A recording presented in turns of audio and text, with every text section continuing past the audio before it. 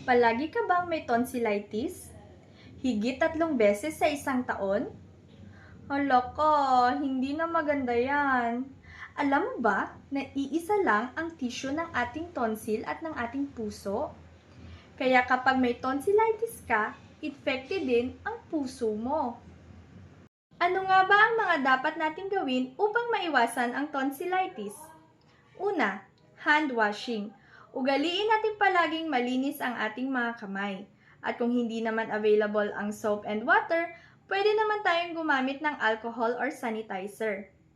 Pangalawa, if diagnosed with tonsillitis, always replace your toothbrush.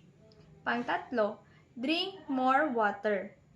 Pang-apat, avoid cold and sweet foods. Panglima, never share your utensils with others. Huwag po tayong makikigamit ng baso ng iba or makikihigop sa straw ng iba. Pang-anim, avoid citrus fruits or any maaasim na pagkain. Although beneficial ang vitamins ng mga citrus fruits, but still, it can irritate our tonsillitis and worsen the pain. Ikapito, always gargle with warm water and salt. Twice or thrice a day. Depende po yan sa inyo. And if symptoms persist, consult your doctor para maresetahan kayo ng mga gamot or antibiotics na akma para sa inyo. Yun lamang po. Salamat. Ingat!